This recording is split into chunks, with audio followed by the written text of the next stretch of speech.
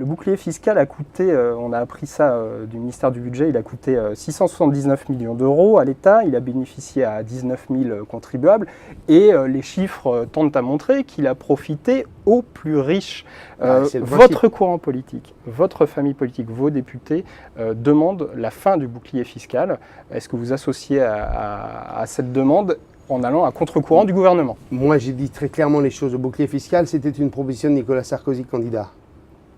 Logique qu'il mette en œuvre les propositions qu'il a présentées aux Français. Certains d'entre nous considéraient d'ailleurs que cette proposition risquait de faire perdre. Il a gagné. Et donc il est logique qu'il mette en œuvre le bouclier fiscal. Il y a eu une crise entre-temps qui a fait pas mal bouger les choses. Et il y a beaucoup de gens qui défendaient le bouclier fiscal. Je vous dis, le bouclier fiscal, c'est une réponse à un impôt stupide, qui est l'impôt sur la fortune. La France est le dernier pays à avoir l'impôt sur la fortune. L'impôt sur la fortune qui empêche deux choses. Un, qui empêche des investissements qui se délocalisent, et deuxièmement, qui empêche le développement d'un actionnariat stable. Nous avons besoin d'un entrepreneuriat avec un actionnariat stable, familial, de gens qui portent des stratégies à long terme de leur entreprise. Et pour ça, nous devons supprimer cet impôt stupide qui est l'ISF.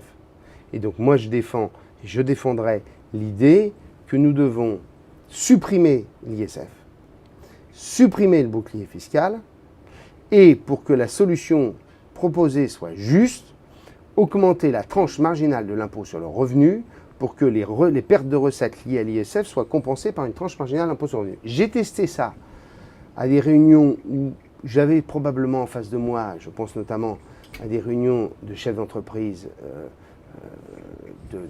par exemple chez Croissance Plus, qui est l'association, le syndicat des entreprises à forte croissance. J'avais 150 patrons dans la salle, les 150 m'ont applaudi.